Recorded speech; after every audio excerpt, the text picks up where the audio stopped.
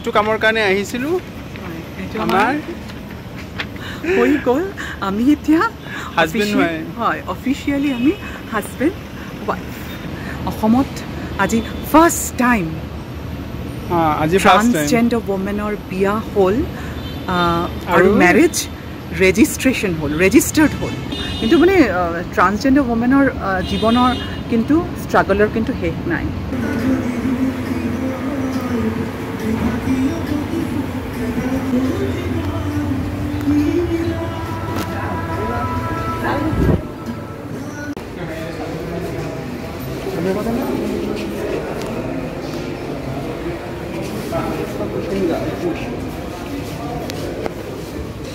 Hello' friends আজি আকৌ আমি আহিলোঁ এটা নতুন ভিডিঅ' লৈ আৰু আজিৰ ভিডিঅ'টো খুব ইম্পৰ্টেণ্ট আপোনালোকে থাম্বনেইলত দেখিছে আজি আমি বিয়া পাতিব গৈ আছোঁ কেনেকুৱা লাগিছে ভয় লাগি আছে তো আপোনালোকে সবে সুধি থাকে আমাক যে আমি কেতিয়া বিয়া পাতিম তো আজি আমি ওলাইছোঁ বিয়া পাতিবৰ কাৰণে আপোনালোক সকলোৱে আশীৰ্বাদ কৰিব আমি গৈ আছোঁ আজি খাস আমি এতিয়া গৈ আছোঁ ডিসি অফিসত যখন আমি রেজিস্ট্রেশনের কারণে এপ্লাই করেছিলো তো আজি আমাক মাতিছে তাতে তো আজি আমার অফিসিয়ালি বিয়াখন হয়ে যাব আজি আমি অফিসিয়ালি রেজিস্টার করিম না আমার বিয়াখন আজি অফিসিয়ালি আমি রেজিস্টার করিম তো তার মানে আমার বিয়া আজি অফিসিয়ালি হয়ে যাব আর খুব ভাল লাগি আছে একদম মানে খুব দীঘল জার্নি এটা আমার হয় আমার এটা খুব মানে ডাঙৰ এটা মানে অ্যাচিভমেন্ট আৰু বহুত স্ট্ৰাগল আমাৰ লাইফৰ আছিলে বহুতে আমাক খুদিছিলে কিয় বিয়া পাতা নাই তোমালোকে ইমান দিন হেতুৰ এটা মানে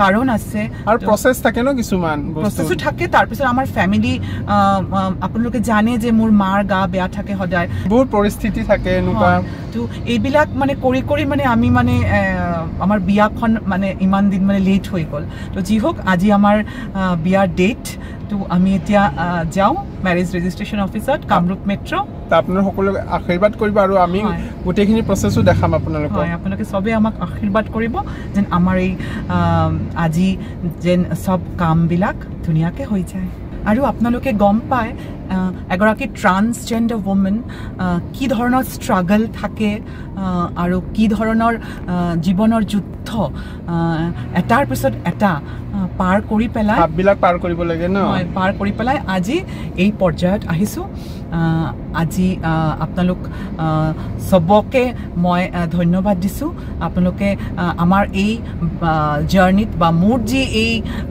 জাৰ্নি সেই জাৰ্নিত আপোনালোকে সদায় মোৰ কাষত থিয় দিছিলে মোক সাপোৰ্ট দিছে ভাল পোৱা দিছে আৰু আমাক দুটাক বহুত মৰম দিছে ভাল পোৱা দিছে সেইটো কাৰণে আমি চিৰকৃতজ্ঞ হৈ থাকিম আপোনালোকৰ ওচৰত আৰু মোৰ যি ষ্ট্ৰাগল সেই ষ্ট্ৰাগলত বিক্ৰমে একদম হাতে হাত ধৰি মোৰ লগত একেলগত মানে আমি আগুৱাই গৈছোঁ তো সেইকাৰণে আজিৰ দিনটো আমাৰ কাৰণে খুব খুব স্পেচিয়েল আপোনালোকে আমাক এনেকৈ আশীৰ্বাদ দি থাকিব আৰু মৰমো দি থাকিব তো বলা আমি যাওঁ তো ফ্ৰেণ্ডছ আমি আহি পালোঁ ডিসি অফিসত এতিয়া আমি অফিসৰ ভিতৰত সোমাই যাওঁ চাওঁ কি প্ৰসেস ন মোক দেখাই দিয়া মোক কেনেকুৱা লাগিছে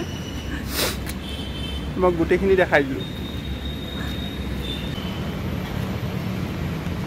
নকইনা হৈ আহিছে ডিসি অফিসত গৈ আমি আমাৰ ডকুমেণ্টবিলাক তেওঁলোকৰ হাতত জমা দিলোঁ ভেৰিফিকেশ্যনৰ কাৰণে আৰু তেওঁলোকে ডকুমেণ্টবিলাক ভেৰিফিকেশ্যন কৰি আমাক ক'লে কেমেৰা সন্মুখত থিয় হ'বৰ কাৰণে ফটো উঠিবৰ কাৰণে যিখন ফটো তেওঁলোকে আমাৰ মেৰেজ চাৰ্টিফিকেটখনত দিব আমিও ধুনীয়াকৈ কেমেৰা সন্মুখত থিয় হ'লোঁ ফটো উঠিবৰ কাৰণে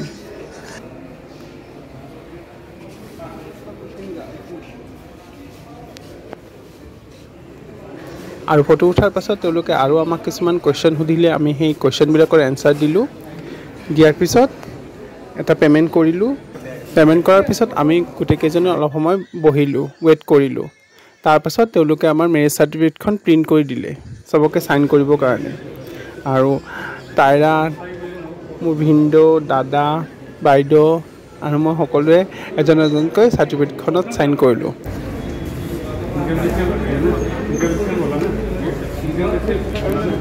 হৈ গ'ল সব হৈ গ'ল সেইদিনাখন বহুত মানুহ আছিলে আৰু তাৰপিছত তেওঁলোকে সেই চাৰ্টিফিকেটখনত চিল লগাই কেনে আমাক মেৰেজ অফিচাৰৰ ওচৰত পঠিয়ালে মেৰেজ অফিচাৰৰ কেবিনৰ বাহিৰতো ৱেইট কৰিলোঁ বহুত সময় লাগিল প্ৰায় 1.5 ঘণ্টা ৱেইট কৰাৰ পিছত আমাৰ নম্বৰ আহিলে আৰু আমি ভিতৰলৈ গ'লোঁ। মেৰেজ অফিচাৰৰ লগত কথা পতাৰ পাছত তেওঁ আমাক আৰু কিছুমান কুৱেশ্যন সুধিলে। সেইবিলাক এনচাৰ দিয়াৰ পিছত তেওঁ আমাৰ চাৰ্টিফিকেটখনত চাইন মাৰি দিলে আৰু তাৰপিছত আমি আমাৰ মেৰেজ চাৰ্টিফিকেটখন পাই গ'লোঁ। তো ফ্ৰেণ্ডছ, আমাৰ যিটো কামৰ কাৰণে আহিছিলোঁ আমাৰ হৈ গ'ল।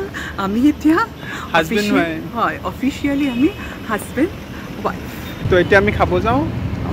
মোৰ সৰু বাইদেউ, হিন্দু দাদা তেওঁলোক আহিছে, তেওঁলোকৰ লগত আমি এতিয়া অলপ লাঞ্চ কৰোঁ। মানে ৰাতিপুৱাৰ পৰা আহি আমি ইয়াতে থিয় হৈ আছোঁ। জানে কেনেকুৱা প্ৰচেছবিলাক, বহুত টাইম লাগিছে আমাৰ। আজি কষ্ট হৈছে, বুজি পাইছোঁ যে ইমান দিনৰ যি ষ্ট্ৰাগল, ইমান দিন যে কষ্ট কৰিছোঁ আৰু অলপ সময় কষ্ট কৰি লওঁ। কিন্তু মানে ট্ৰান্সজেণ্ডাৰ ওমেনৰ জীৱনৰ কিন্তু ষ্ট্ৰাগলৰ কিন্তু শেষ নাই। ৰেজিষ্ট্ৰেশ্যনটো হৈ গ'ল আৰু এতিয়া আমি গোটেইকেইজনে মিলি ৰেষ্টুৰেণ্টত আহিছোঁ। তো আপোনালোকক তেতিয়াৰ পৰা চবৰ লগত আমি ভিডিঅ'বিলাক দেখাই আছোঁ, কিন্তু চিনাকি কৰাই দিয়া নাই কোন কোন হয়। ফাৰ্ষ্টতে এই বহি আছে যে, এইটো মোৰ সৰু ভিনদেউ। এইফালে বহি আছে, এইটো মোৰ সৰু বাইদেউ, এইটো মোৰ দাদা। আমি চবেই এতিয়া আহি কিনে ৰেষ্টুৰেণ্টত খাব বহিছোঁ। ৰাতিপুৱাৰ পৰা একো খোৱা নাই, ভোক লাগিছে। ইমান টাইম লাগিছে তাতে, জানে চৰকাৰী অফিচত কেনেকুৱা অৱস্থা, বহুত টাইম লাগে। হয়, বিয়া বুলি যে কোনোবা মানে কনচিডাৰ কৰা এইবিলাক তো আমি সেইকাৰণে আহিলোঁ, তেতিয়াৰ পৰা ৰখি আছোঁ। পানীও একো খোৱা নাই ন, একদম থিয় হৈ হৈ অৱস্থা বেয়া মানে একদম। তো এতিয়া আমি আহিছোঁ, আমাৰ খোৱা আহি গৈছে। হয়, এতিয়া আমি অলপ পেট পূজা কৰোঁ আৰু তাৰপিছত বাকীখিনি কথা আপোনালোকক ক'ম।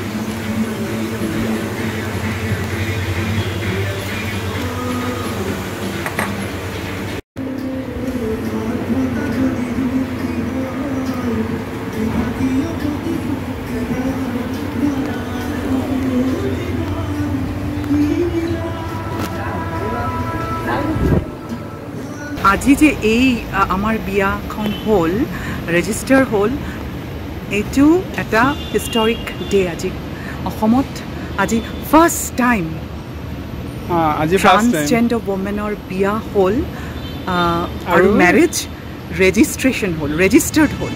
আমাৰ LGBTQ বা কুৱেৰ কমিউনিটিৰ মাজত এনেকুৱা কেছ আগতে হৈছে নে নাই, এইটোৱে চাগে ফাৰ্ষ্ট আমাৰ অসমত যে এনেকুৱা মেৰেজ আমি ৰেজিষ্ট্ৰেশ্যন কৰিছোঁ। আৰু আমি কৰা মানে চবৰ কাৰণে ৰাস্তাটো মুকলি হ'ল ন। হয়তো, আৰু আমাৰ ইমান দিনৰ যি প্ৰেমৰ যি যাত্ৰা, আজি তাৰ এটা শুভ পৰিণতি হ'ল। তো ফ্ৰেণ্ডছ, আমি আমাৰ বিয়াখনটো কৰি ল'লোঁ আৰু আপোনালোকে কিমান সুখী আমাৰ বিয়াখন, হয়, কমেণ্টছত জনাব আৰু আপোনালোকে আমাক আশীৰ্বাদ দিব। হয়, আপোনালোকৰ আশীৰ্বাদ আমাৰ লগত থাকিব বুলি আশা ৰাখিলোঁ, মৰম ভালপোৱা থাকিব। মই ক'লোঁ যে আপোনালোক সদায় আমাৰ লগত আছিলে আৰু আজি এই আমাৰ যি যাত্ৰা আছিলে আৰু মোৰ যি যাত্ৰা, ইমান কষ্ট এটা যাত্ৰা আছিলে, কষ্টৰ যাত্ৰা, আৰু সেই যাত্ৰাৰ সহযাত্ৰী আছিলে বিক্ৰমজিৎ। একদম প্ৰথমৰ পৰাই বিক্ৰম মোৰ লগত আছিলে।